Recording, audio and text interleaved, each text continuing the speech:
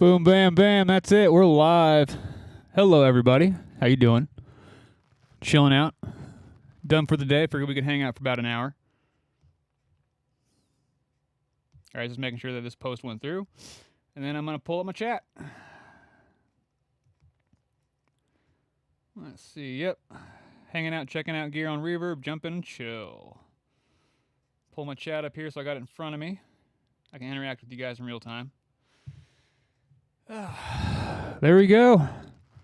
Trying this new thing. I had ChatGPT actually color grade my camera footage for me.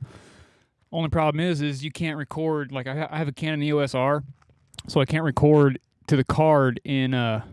Richard, what's up, dude? How you doing? Good to see you in here, man. Sorry, I have like a piece of lint on here. I thought it was a booger there for a second. That would have been disgusting as fuck. But no, so yeah, I'm nerding out here. I had a ChatGPT color grade my footage for me for my camera, but so it's a first gen mirrorless from Canon. It's the Canon EOS R, and it doesn't record 10-bit to the card. It only records 10-bit straight through the HDMI. So I had ChatGPT color grade my C-Log footage, but it color graded it for 8-bit, which looks great. But then I'm using my HDMI in 10-bit for the stream, so now I think it looks a little bit green. But let me know how it looks. Richard says, saw your post about bragging. Very happy to say I took my first weekend off from sound and spent it in Martha's Vineyard to celebrate the 50th anniversary. That's my... Dude, that is awesome, man. Congratulations for 50th, first of all. That is awesome. And for getting to spend time in Martha's Vineyard, that's awesome too. I've never been there. But dude, yeah, congratulations. That's a brag. That's definitely a win. I'd call that a win, dude. Big win for sure. Oops, sorry, I just realized my vocal mic is distorting. Let's turn that down. Haha. Yeah, yes. That's the cool thing about the Apollo, man. I can just I'm running like a 1073 preamp emulation on it, and then I've got it going through like an LA two-way. And that's what's going straight to stream. You can do that with the Apollo. It's pretty cool. Stuff for the nerds. But no, just kind of hanging out. Got done for the day. I've revamped my setup a little bit. Went through, kind of had like a personal battle between me and the Warm Audio bus compressor, so that was fun. Went through that whole process. So now I don't know if I'm going to keep the bus compressor. I'm probably going to live with it for a little bit longer. And then I might actually end up parting ways with the Warm Audio bus compressor. Ever since I added the SSL Bus Plus, I'm just getting everything I need out of the SSL Bus Plus and the API. And I'm just using the API as like a parallel blend thing now, so I might end up parting ways with the Warm Audio. I'll give it about a month. I'll give it 30 days. About 15 mixes. Yeah, I'll give about 15 mixes, 10, 15 mixes. And then if I don't grab it for we'll call it 10 mixes in a row. If I can go 10 mixes in a row without grabbing it, it's gone. Randy, what's up, buddy? How you doing, man? I keep on missing your calls, and I'm such a bad human being and space cadet. I've got to call you back. I do. I miss you, buddy. You got to catch up. Now I'm just kind of hanging out. I'm on Reverb. I came to the conclusion today that I need more I/O, so it's time for me to expand I/O for my studio because I've got, let me count, I got 2, 4, 6, 8, 10, 12, 14. I have 15 channels of analog gear, or 15 channels worth of analog gear here, and I've only got 8 analog inputs and outputs in my studio. So that's a thing. So dang, man, if you decide to part ways, I'm not too far from you in Corbin, Kentucky. Hey, you never know, man. If I do end up parting with this thing, like I said, I'm gonna give it. If I don't grab it for my next 10 mixes, it'll be the one. Like if it just sits there for 10 mixes and goes unused, I've already got a couple at the tracking studio, so it would just be overly redundant there. So that'd be one of those. I might let it go for under the secondhand price, as long as I know if it's going to be getting loved and used by somebody I know. Part ways. Hey, it is way better than the Waves, though, I will say. Misspell or not, it does destroy the Waves one. Although I will say the Waves one, I think, has a little bit more vibe. It's it's a weird one because it's a really good compressor. The Warm Audio one, like it's no slouch. It's a really good compressor. But I would say I'm going to give you my honest opinion. This is it. I can't believe I'm about to say this. I would get more use on a mix bus level. I would get more use out of the Brainworks BX Townhouse than I would out of the Warm Audio bus compressor as a main stereo left and right. So do with that information what you will.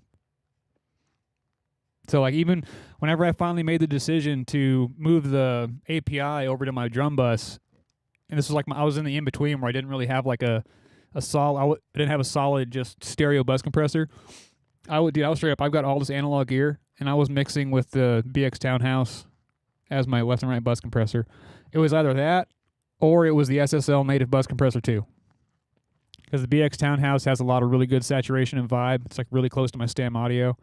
And then the SSL is really clean and really surgical, which is, dude, surprisingly close to the hardware. I was doing a bunch of A/B testing today on my free time. And when you kick on the low THD mode on the hardware, like 4K mode disengaged, low THD mode on, it sounds really clean, like almost as clean as the plugin. Taylor just buy me something. Dude, I'm up here. I don't even know what I'm going to look at yet. I know I have to get new, I have to get more I/O. So that came up today. So I'm looking at an interface expansion. Like I don't want to go full-fledged, just, go whole hog and do like a 16-channel interface. Because we've already got one of those at the studio, and I don't want to be overly redundant with that. But I do want 16 analog ins and outs here. And that's my thing, is it's like, I know like Apollo just released their next gen, so they're on like the V2, like Gen 2 of their current iterations. So I am keeping my eyes out for like a Gen 1 X16. I've been seeing the prices on those come significantly down. But then at the same time, I'm also kind of, I love Apollo so damn much. I love Universal. I love like the Apollo ecosystem. I love it. But I'm also thinking about maybe going RME. So there's that. Randy says, I remember when C4 was a good compressor. Dude, C4 is still a good compressor. C4 and C6, like both of those, because C6 is just C4 with 2 floating bands. It's the exact same thing. They just added 2 more like parametric bands to it. But dude, I still use those in every single mix, especially on like heavy mixes. I've got some with like a lot of palm chugs, like where like the low end of a guitar is coming up, like chugging and stuff. That thing catches the low end of a guitar and just pins it right where you want it. Lets the mid range be the star. Still a total workhouse. Rick Kane says, dude, hey Rick, thanks for the sub, man. I appreciate that. All those little subs, like that goes really, really, really, really far for my channel, man. Like I'm a small independent guy. I'm not up and coming at all. I'm here grinding it out on the come up. So your sub, I appreciate that. That goes a long way. So mine's probably REM.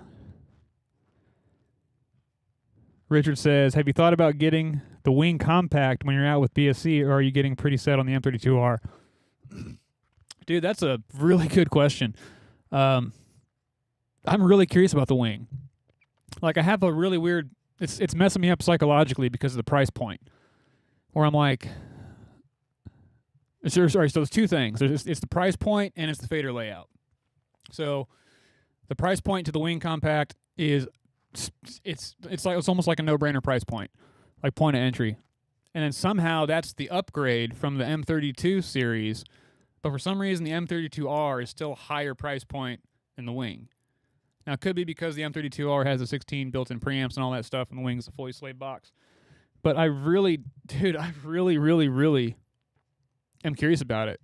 I mean, because it's a full it's a full 48 channel box, so you can utilize 48 full inputs on the front end on that, and that's huge. I mean, like I think I'm only running 26 channels with the Blackstone guys, like all in, but having a full access to 48 would be nice. Would be really nice. But no, I'm pretty set on the M32, just because of the fader layout. That's the big one for me. Is it's the Wing Compact has like 3 banks of 4 faders. And I'm like, all right, that's cool. you get 12 faders. But then on the M32R, I've got 2 banks of 8, so I've got a full 16.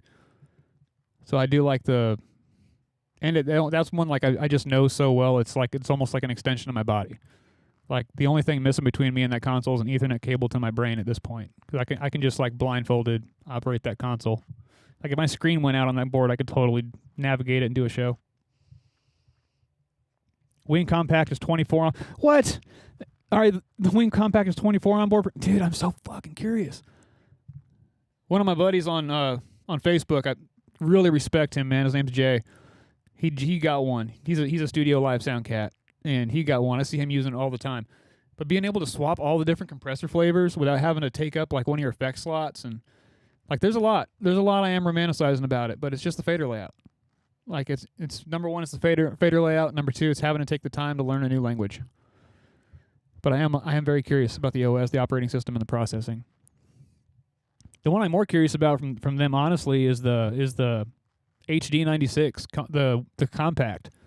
They released a frickin' rack mount HD series, and that's the one that has me like super confused because I don't really know. I can't figure out the purpose of that because it's like you're putting your own products out of business by releasing that. Kane says, "What's your favorite sport?"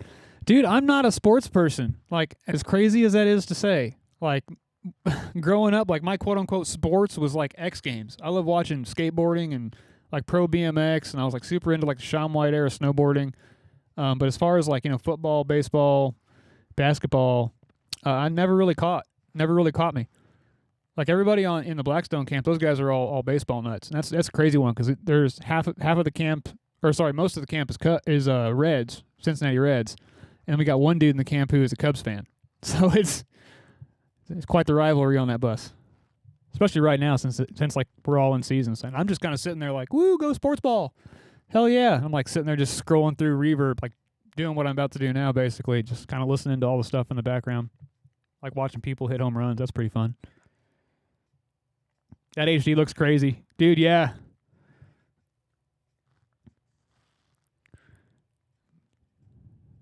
Also, what's your favorite sport? Yeah, mine's probably Peter Buck. By the way, favorite member of REM? That's not Michael Stipe. Mine's probably favorite. Dude, yeah, I'm getting called out here. I'm not too familiar with REM, their discography, their catalog, their lineup. Yeah, completely missed me. I think by like a generation. I grew up and like started getting into music, and it started really kind of taking a hold on me. Late '90s, early 2000s era. And dude, like this is gonna be ridiculous. First record I ever bought with my own money, like I saved money and bought it, was "Bitches Brew" by Miles Davis. So dude, like my entire life growing up, it was like 40s, 50s, 60s era like bebop swing, and then my dad got me a Jocko record, and that fucked my world up like forever. I was like, oh my god, I didn't know bass could be played like this. So like everybody who hears Jocko for the first time, I wanted to be Jocko, and then yeah, that sent me down like the whole fusion rabbit hole. I was like, oh my gosh, this is like jazz bebop, but with like electrified and amplified and in cooler time signatures and in cooler like modal structures. But no, and then dude, my first band, so this is what I was getting to. The band that got me to listen to vocal music, like music that had even had human voices in it for the first time. I was like 13 or 14 years old. Yeah, 13 or 14 years old. And I had heard Linkin Park. And it was Chester Bennington. It literally took Linkin Park and Chester in order for me to like start listening to music that had vocals in it. So pretty much everything before that era, like there's some stuff that I am a fan of, but it's kind of hit or miss. So REM, like I totally respect them. I know they're huge, but I couldn't tell you a single REM song. I should probably go put myself in a corner and just stick a dunce cap on my head. The pro audio guy doesn't know REM song. No. He says that's fun, by the way. Absolutely love baseball as well. Yeah, I would have to say baseball. Like would probably be the one just because that's the one I'm around the most.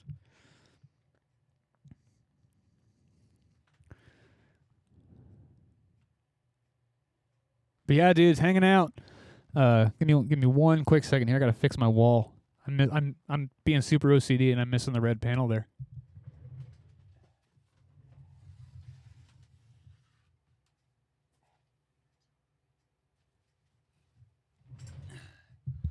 There we go. My panel's complete. But now, so I'm hanging out. I'm kind of, let's say, just checking out the reverb situation here. Let me switch this over here. We can go full screen. Boom. And if chat starts popping off again, I'll pull it back up. But yeah, I've been checking out these Pulse 8s.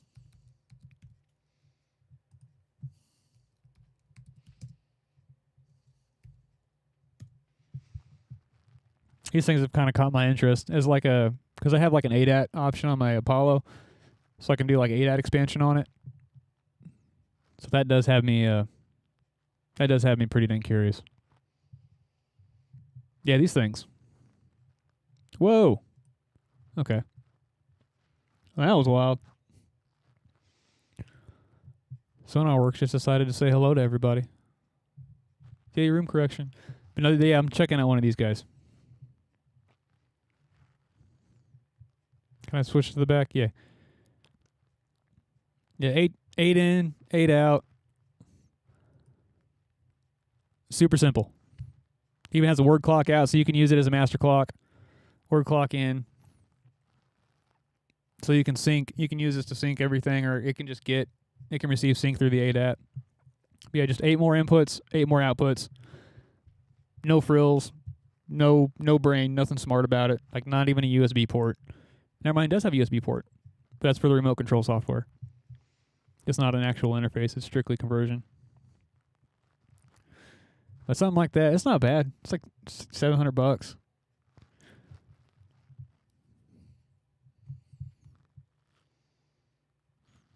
Richard coming back in the chat. Richard says, "Did you see where Smart came out with the mobile iPad apps?" Yes, I did.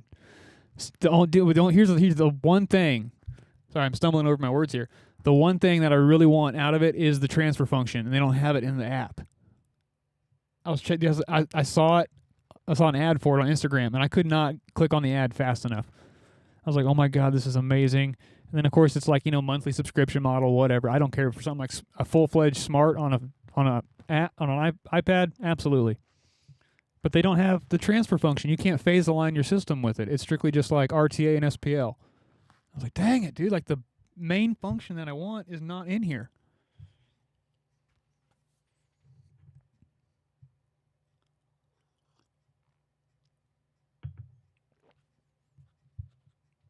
I guess what I'm saying is like I get like having like the RTA, which is super cool, but like I never use the RTA really. Like I know it's there. It's always there, and it's doing its thing. The spectrograph's always doing its thing, and it's super nice for catching feedback and all that really quick. But hell, I got a fucking $2 app on my phone that'll do that. Yeah. Yeah, in due time. That's kind of what I'm holding out for. I'm hoping like that they do actually have an update that's going to come out that has transfer function in it, or that might be like a pro feature that they do. But I think that there's going to be enough people saying, "Yo, what's up with not having transfer function or impulse function?" They've got to add it because dude, there's been apps that do that for since iPhone like 3, iPhone 4. There's been transfer function apps. They're not cheap. They're like $50, $25, $50 for an app. But I'm surprised the Smart didn't come out swinging with that.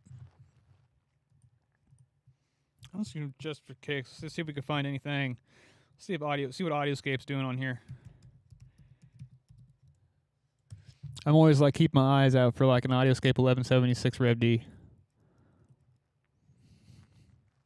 Like I really want the Rev D.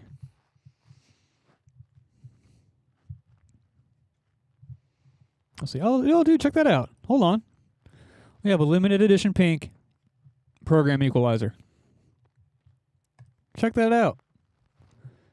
I think they did this for like breast cancer awareness. Yeah, I want a full screen. Pull it up. That's sick. I wish it was the stereo one. I do love that. I love like the unique odd colors.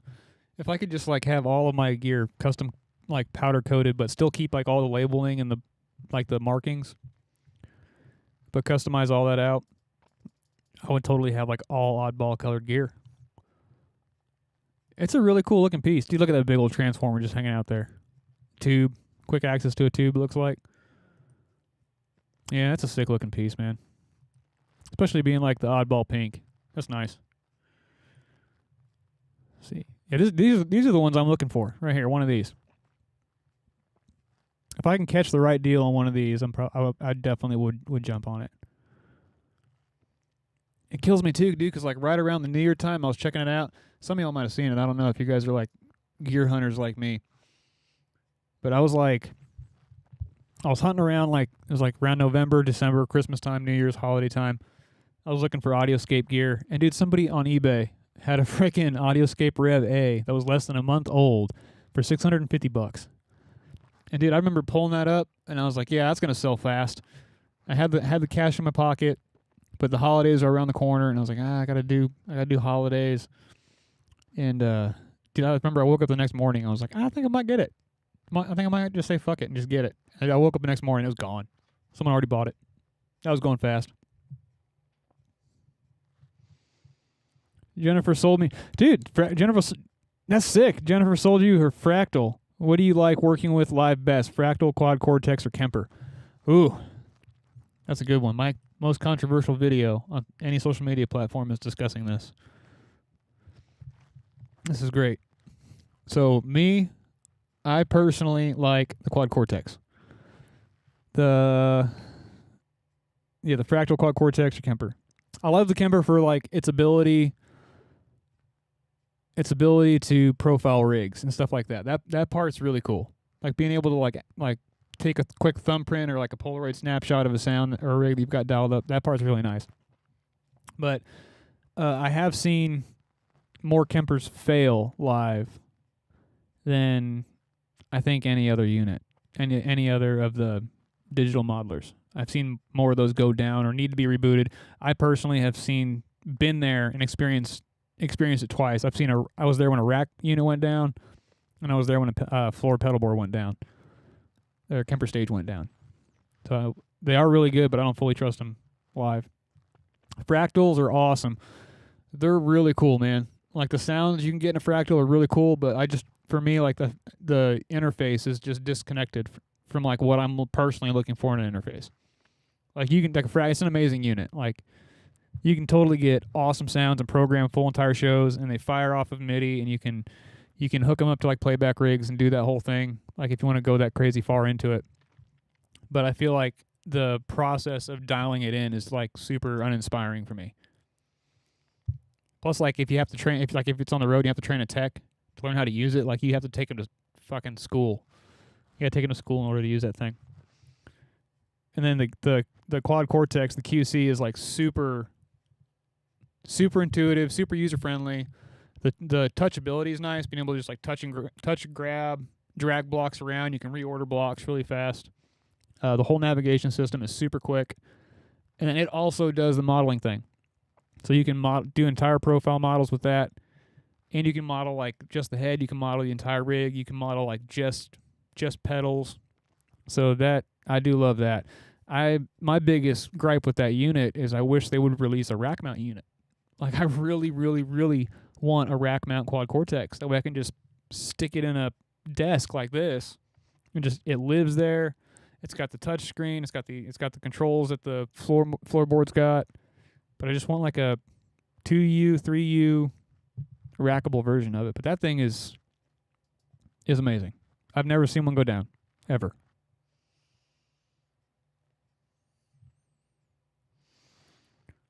Richard says Fractal Axe FX 3 is my preference, especially if you're in a house of yeah, dude, they're great. I've literally seen bands walk in with Fractals. They'll have like three players in the band. They'll have like 2 guitar players and a bass player, and they have 2 Fractals.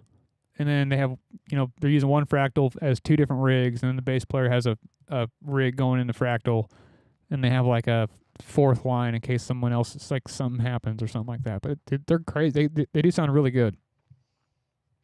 For me, it's just the interface, and that's it. Like I said, like functionally and like sonically, they're great. And I've never heard of a Fractal going down. Been doing it for 12 plus years, and I've never been out there or heard of someone saying, yeah, my Fractal died.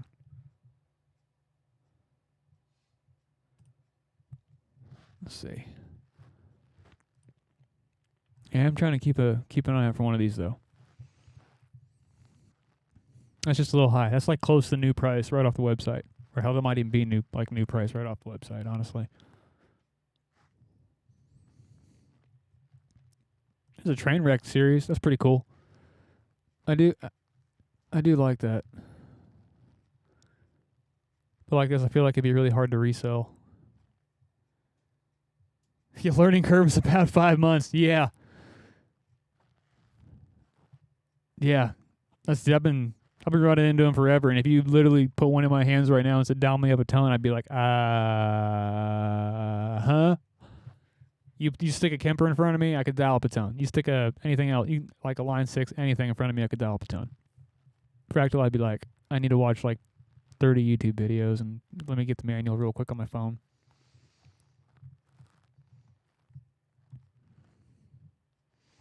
I'm curious about the Rev F, but like in all the demos I've heard, it sounds like it has way more saturation, like way more than anything else has.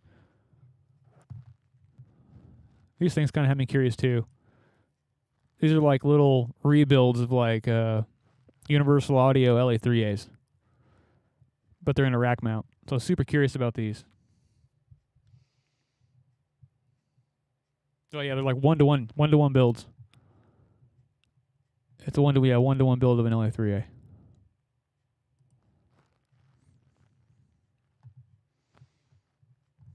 But yeah, I'm always looking out for either the Rev A at the right price. Sometimes I feel like the Rev A can get a little too aggressive for like the stuff I want to work on. Like it's an amazing compressor. Don't get me wrong. Got one at the track and studio. Been using it less and less actually. I've been grabbing the LA2A more. And then I usually use the Blue Stripe, the Rev A on snare drums and vocals. And I've been, like I said, vocals have been seeing a lot more LA2A, and then snare drums actually been seeing a warm audio bus compressor. Sometimes the Rev A saturation can just be a little too much. That's why I'm looking at the Rev D. It's a little more program dependent, a little less saturated. Let's just see what an 1176 is going for these days. Bet you there's some original ones on here for like a ridiculous price. Let's see what we got. Yeah, there's one right there, $4,000. That's a Rev G. Production model LN. Why is that one so cheap? What's going on with this? $1,600. That's like about half price of retail. What's going on with this? From California. Input pot has a little scratch sound when turning, but stops when set. Oh no. You can go in there and hit it with some deoxy. You'd probably be fine. $1,600 because of a scratchy pot? It's almost worth it right there. You just send it to your tech or just get you some like contact cleaner. Just spritz it in there. Bet you it gets rid of the scratch. That's actually a really good price for an 1176. That's the one we have at the studio, the Rev A. That is outlandish. No one's gonna fucking fuck you. That's stupid. Yeah, see right there. That's more on par. I think ours is brand new. I think we paid like 11 for ours. What else we got? The one another one that like very rarely ever pops up is the AE. That's a really hard one to find. And if you can find it, it's probably a pretty penny. It's the only 1176 like certified like official 1176 release that has a 2-to-1 ratio in it. Really curious about this one, but I've seen some mixed reviews and they had some interesting things going around with them. It's got a Rev A, Rev D, and Rev G all built into one unit. So it's like 3 different 1176s all built in one, depending on what button you push. Mega curious about the purple 76. Like I've seen a lot of audio demos on that, and it responds like a Rev D, but it has like an almost Rev A saturation characteristic to it. So more all the benefits of the original old school unit, but then it has the program benefits, like the reacts to material, like the more modern units do.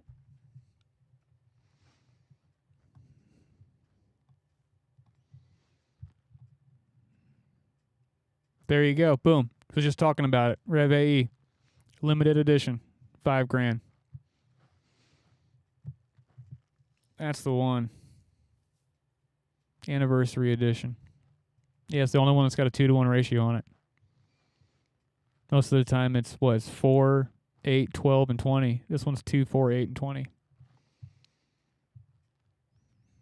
But you can hit the 8 and the 4 and make 12.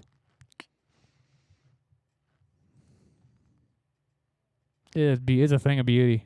Has the tie lines in it. That is a thing of beauty right there. If I could just drop the coin on one of these things one day, that's the goal. Have a pair of them with a 2-to-1 ratio. Dude, for some reason 2-to-1, like me and 2-to-1 just gel. Like me and 2-to-1 can hang out. Sometimes 4-to-1 just gets a little bit aggressive.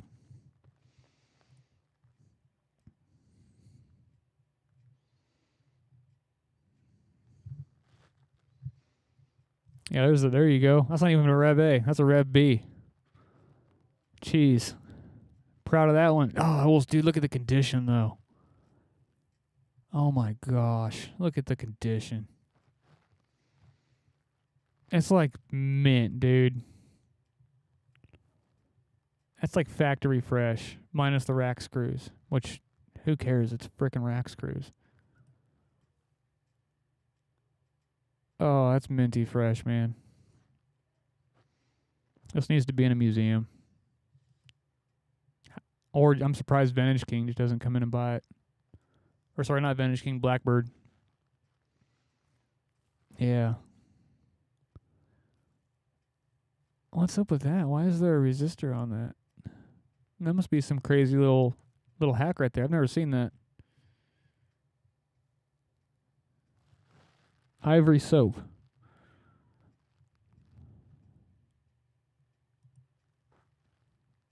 Not sure what you mean by ivory soap.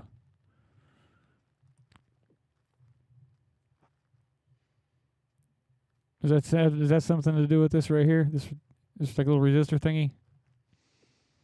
I'm so confused by that. I don't know what this is.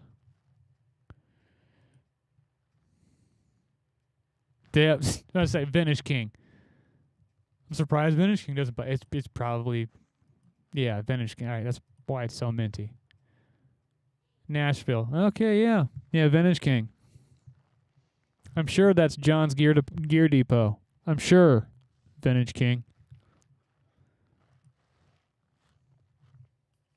Trying to get $21,500 for a blue stripe. 99.99%. Jeez.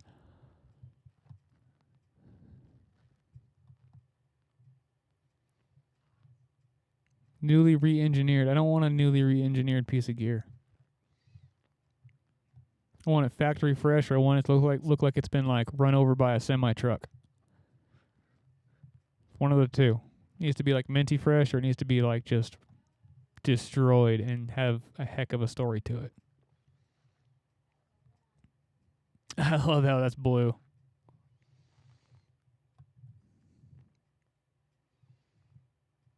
Oh yeah, I've seen those. Okay, nothing special there. Let's see what else. Let's see what Stam Audio's got. We'll see what the cloners are doing.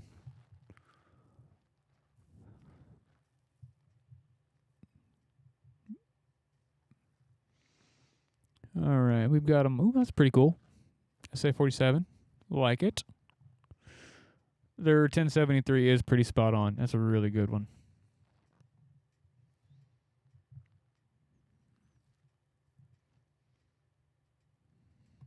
Only one in stock. C800. I'm also curious about their C800. But I said I'm more interested in like a 251 or a C12. That's the one I got. I got that little dude right here chilling next to me. He's hanging out. Randy, dude, thanks for dropping in, Randy. Appreciate you, man.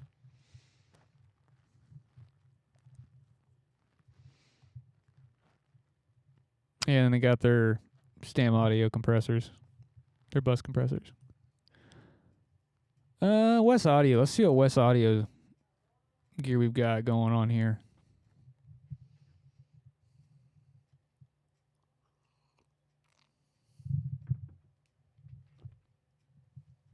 Almost ended up with you. Almost. That's pretty cool. Switching system, patch bay. $100. No, I ain't trusting that shit. No, there ain't no way. Too good to be true. Moving on. This is the one, dude. This thing, if I ever like just work up enough budget to get a tube compressor, or sorry, a tube EQ, or just like a Swiss Army do-it-all EQ that sounds absolutely next world phenomenal, it's going to be this one.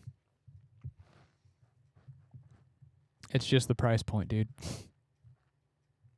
That point of entry right there is brutal. But fully recallable, 4-band, tube EQ, solid state EQ, with or without transformer. It has a plug-in that you can use to operate it, which I don't care about that. I'm just going to turn the knobs with my hands, close my eyes and turn some knobs. But whenever you're done turning your knobs, you just you pull up the plug-in and it recalls with your session every single time. Just pulls right up. Boom. Every time. To me, that's very appealing.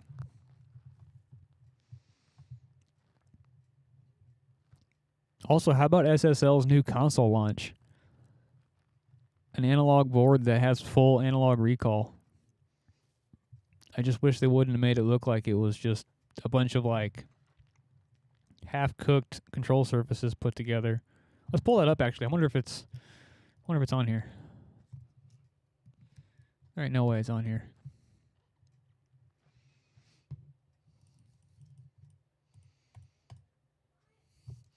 SSL console. Are you at? You're going to be like one of the first ones. The Oracle. There it is. This thing is the brand new SSL console, just got announced. I really don't know how I feel about this. I mean, the functionality and the thought behind it, yes, but let me know what you think about the design and the price point, the point of entry on this. It's pretty insane. So the solid state logic Oracle 24 channel, only 24 channel analog mixing console. Look at this thing. This is SSL's new flagship. Solid state logic Oracle 24 channel analog mixing console. 24 channel. I can't believe it's only 20. It seems to be at least fucking 48 channels for 100. Price of a house. You can't give me 48 channels for the cost of a house. Fucking SSL trolling on all of us right now.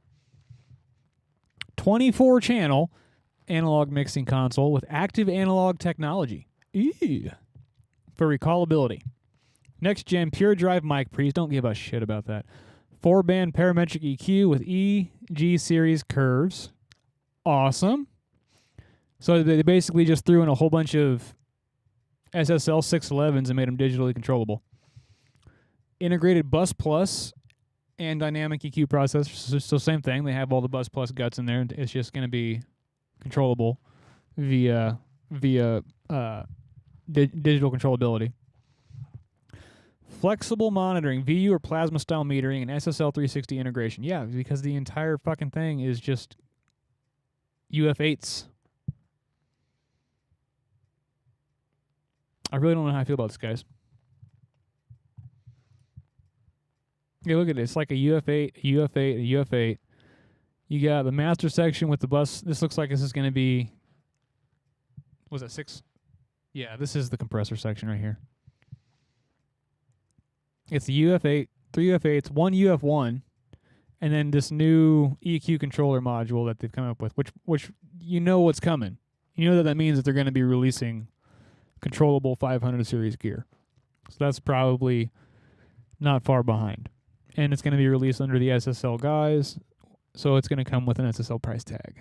just like this freaking thing. 24 channels. Hold on a second. Let's really think about this. This is a 24 channel board. SSL, EG, EQ, no dynamics. Doesn't have a compressor on any of the channels, so 24 channels, only EQ, no compression, no dynamics. The only compression or dynamics you have is a built-in bus plus, which you can probably put that on like a group bus or something, but ultimately, come on, you're going to use it on your mix bus. So one of these EQ circuits, I've got two of them sitting right next to me. One of these EQ circuits retails for $699. So that's $699 across 24 channels. What is it? $699. So we'll call it $700 across what? 10 channels, so 14,000. So 14. We'll call it 16 grand in EQs. 16 grand in EQs. The Bus Plus is just under, so we'll call Bus Plus 2,500. So 16, 18.5. So 18.8 between the EQs and the Bus Plus. And that's all the guts in that unit. $18,800 is the circuits. That's what you're paying for. And then let's add the controllers. That's another $1,000 plus another $1,000 plus another $1,000. So 18.8, so 19.8, 28, $21,800 for these three controllers. We'll add another $700 for the UFC, or for the UCF one. So 21.8, so it'll be what? $22,500 for all the controllers and all the analog circuitry in this board. That's just if you bought it in 500 series format. That's literally if you went and bought the circuits. You'd be spending $22,500 for 3 controllers, a master section controller, a hardware analog 19-inch bus plus, and 24 channels of EG 500 series EQ. So my big question to them is, where is the other $130,000 going? I can literally go out and buy everything in this board. Everything in the board. 24 channel analog console, 4-band parametric, EG, which is, they're just putting this circuitry in the console and making it analog controllable. 24 channels. Integrated bus plus. Got that right here. 3 UFC, 3 UC8s, 1 UC1. Where's the other $130,000 going? To your operating? Well, so we've got 2 more of these. So let's say those are premiums, so $2,000, $2,000. Where's the other $118,000 going? Sorry, 116. So yeah, where's the other $116,000 going? Chassis, we'll call it premium. Say it's $3,000 for the chassis. And you got the 2 big power supplies, and you have it's going to have a computer that runs it. So you're going to have operating system updates and all that along the way. So you're paying for what? 2 computers? Yeah, 2 computers. There's no way those 2 computers cost $50,000 a piece. I don't see where the money's going in this console. So it's either 24 channels of that with the Bus Plus. Let's see.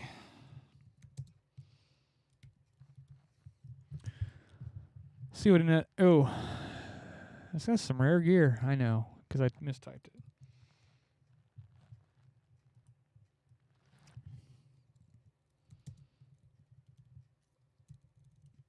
Let's just see what an SSL 4K is.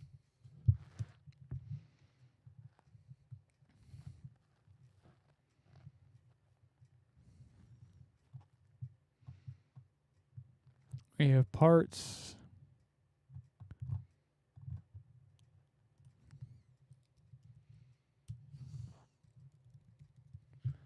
SSL console. I guess that's all we have for SSLs. No, it's not. I can get an Origin for $29,000. Oh, sorry, that's only the 16 channel. Sorry. I can get a freaking Duality. Bro. You can get a Delta. This is like when they introduce like their digital stuff is essentially the Duality console. There's an AWS. Yeah, all analog, 100% analog. We don't have like just like an E or a G or like a 9K AWS. Everyone's gearing up for that new guy. Don't do it, guys. Please don't do it.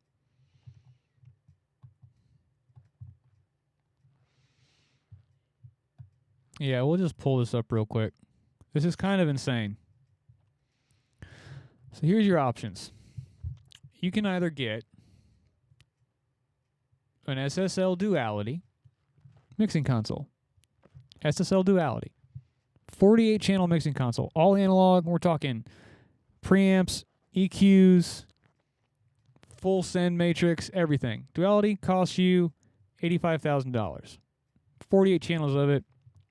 Probably SSL Supermation system and is fader, flying faders, the whole 9 yards. Has the SSL bus compressor built in. $85,000. Or you have this thing, the Oracle 24 channel, 4-band EQ, no dynamics, integrated bus plus for $150. I'm sorry, SSL. I'm going to go for the Duality. I'd even go for an Origin. An Origin brand new is $50,000. A 32 channel one. Brand new 32 channel 32 channel Origin. It's this exact thing right here. It's got a whole master section, just in a whole other fader bank on this side. $50,000. Fresh from the showroom floor. So I get 32 channels of dynamics, EQ, busing, preamps, or I'm spending.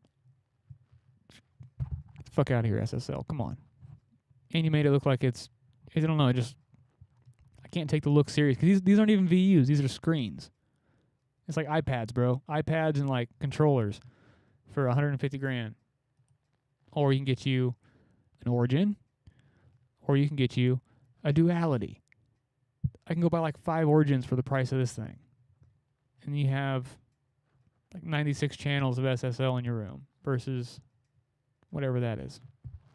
Ain't about it. Just type in API, see what happens.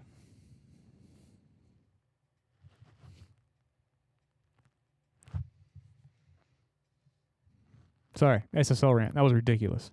I don't get it. It's $150,000. You could probably find you like an SSL 9K or an SSL like 4KE or 4KG. 48 channels. Hell, might even be able to find a 56 channel one for sub $50,000.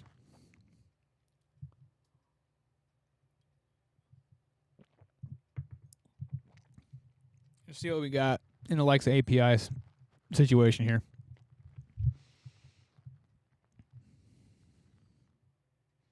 Legendary 550s. I'm very curious about those. I just don't know if I'd get like some 550As or 550Bs. Honestly, at the end of the day, I don't know. What do you think, 550A or 550B? What would you go with? Curious to hear your decision on that.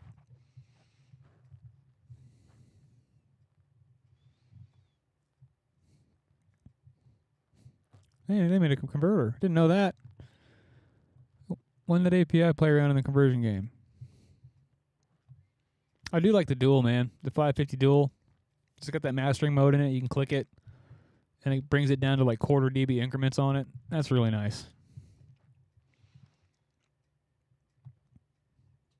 512. See, I'm looking for like the 512V. Really curious to get a couple of those. These things are awesome too, these 560s. These fly under the radar.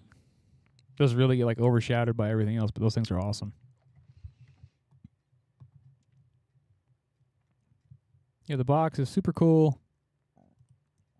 Not interested in the compressor. Those compressors, API compressors, are very aggressive. Like, they let you know.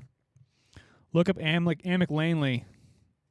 Dude, crazy you say that, man. My last console was an Amic Big by Jim Langley. I had a Big 48, Amic Big 48.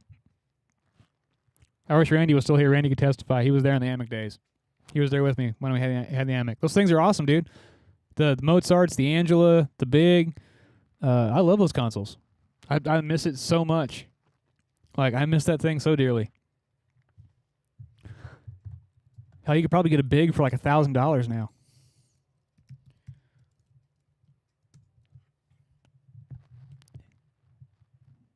They was not cheap back when we got them. Went through the whole thing, dude. I had a power. Yeah. There's an Einstein. Just taking me back to the days of old.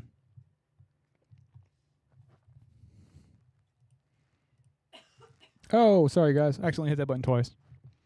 I recorded on a Big back in 98. Yeah, dude. I was mixing on one all the way up until about 2000 and oh man.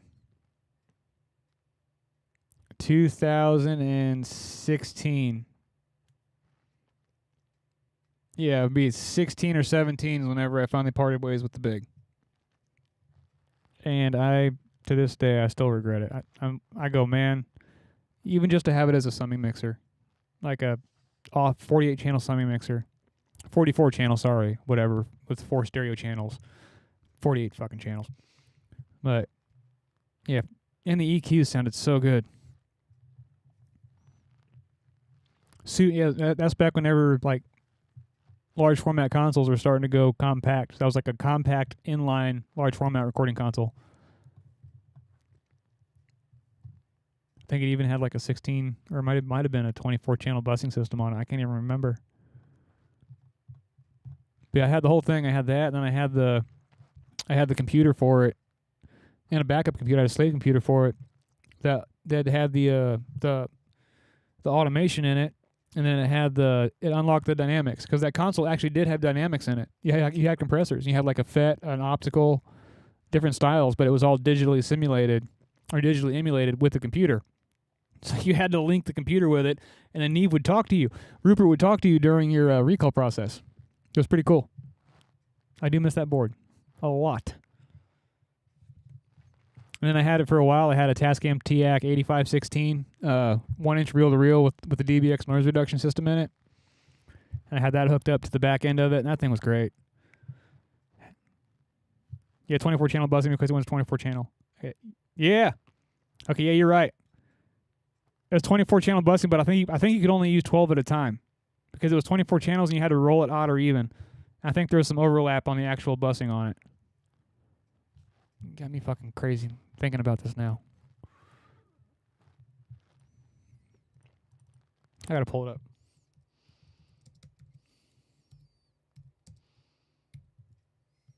There you are, Amic Big 44, baby. God, can we even find one? Otari. MTR 90 was my first 2-inch track that I came up with. Funny you say ADAT. I do not miss ADATs. I came up on the very tail end of ADAT. Where people were still clinging to tape, ADAT was still a thing. And how the Otari radar system was making its rounds. I can't even find a picture of a Big. Give me images. How do I go to images? Why did oh, I'm in Google Shopping. I don't want to be in what? No.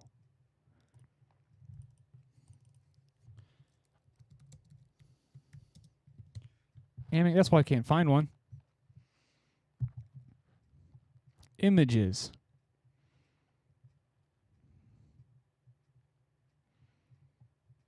There she is, baby. What's funny is I know exactly where it is. I can walk right up to it and touch it. I just have to drive like 9.5 hours to get there. Funky junk. Oh no, okay. They're still pretty penny. I should probably go get it back.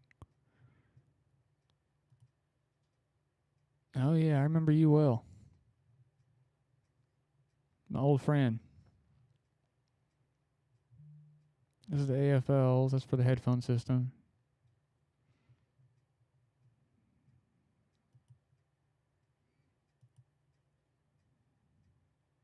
Yep, you're right. 20 was 24, but it's an odd or even system, so it's 12. It's 6 switches, odd or even.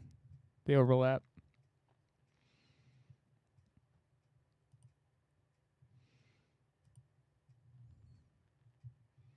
I remember when this thing first came out, the Genesis.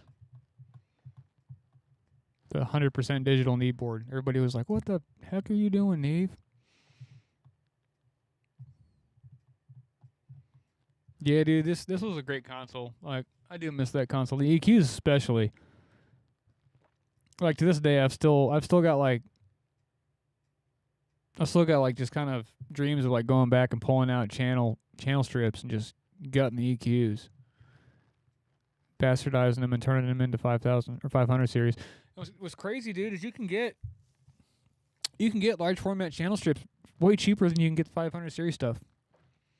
Like, you can go find like a full SSL channel strip for like $1,000 or for like $1,200. Pull it straight out of a console, and it works fine. You just have to like find a way to house it and then wire some input and output to it, and then you have to find a way to power it. But most of those times, it's like a 14-volt rail, an 18-volt rail, a 17-volt rail. So it's super doable. You can probably go, like, oh my God, I was about to say you can go to Radio Shack. They're not around anymore. God, I'm dating myself.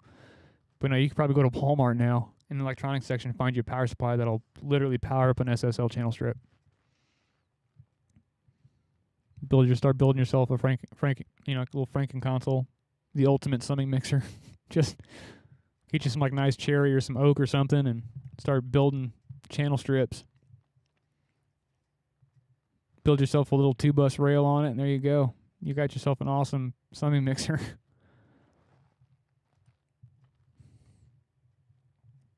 God, the way the engineering used to be back in the day, right? If you wanted something, you just had to go to the store, buy the parts, bastardize something, rob a piece of gear to build something else, like the Wild West.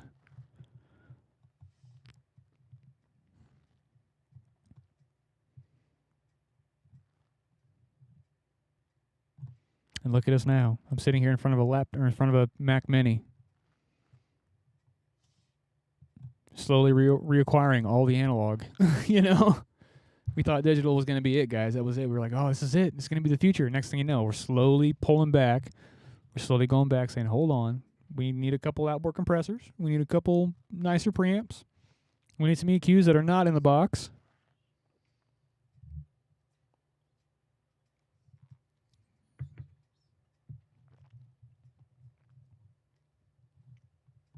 Just for kicks. Probably getting ready to hop off here in a minute, y'all, but just for kicks, we got to see this. We're going to just end these Fairchild, or end these reverb things just by seeing if there's a real Fairchild on here. Every now and again they pop up. Like famously, like the most expensive compressor in the world. We're just going to see if they got one. If they do, it'd be on reverb, right? They got the reissue right there. So that's how much the reissue now runs. You can pick you up an original point-to-point build Fairchild. I think they're actually built by Telefunken, but it's now like Fairchild and Telefunken are now like a thing. And there she is. What is it, like a 10-space unit or something? But yeah, $35,000, brand new Fairchild. Current production model. $25,000 for the mono version. Do they have an original?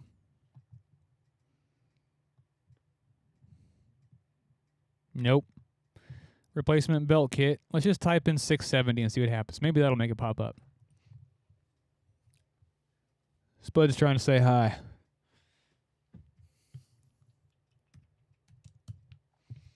We'll type in 670. If there is an original one, it'll pop up under 670. What? I'm going to have to check that out for later. I don't know what that is, but that looks super awesome. The undertone, this is the one. If I was going to buy one, this would be the one. Like, if I was going to, like, get a current production model Fairchild, like, forget, like, the actual Fairchild. Like, get you this one. The UTA. It's got all the hot rods on it. It's got all the mods on it, and Eric Valentine as an engineer is extremely respectable. His catalog is awesome, and this is his brainchild. This is his baby, and it's reasonably priced for what it is. Like, it's an actual pretty dang faithful Fairchild for like 10 grand, less than 10 grand on the used market. I mean, unless you want to buy like an actual Fairchild for 35. So for 10 grand, it's there you go. I've also seen a lot of reviews of this one. This thing right here sounds pretty dang good. Like, super surprising. If you haven't seen the reviews on this, go to like Audio Animals, YouTube, or Audio Animals. And he's got a whole video where he shoots out every single Fairchild, even like an original, like a real deal one's in there. And surprising how well this little tiny 500 series Grandchild stacks up against the $300,000 Fairchild. Two Besser. A lot of heritage Fairchilds. No, they're not going to have one. They had one on here for a long time. It was Fairchild number 22. And it was, I think it was $399,000. So they had it listed on here for $400,000. Either they took it off or it sold. If it's sold, I can guarantee you it went to Blackbird. Those guys have so many Fairchilds, it's stupid. Like, I swear, it's like John McBride's goal is just to own every single Fairchild ever built. Like, he'll probably start prying them out of people's cold dead hands, honestly, just to get them all.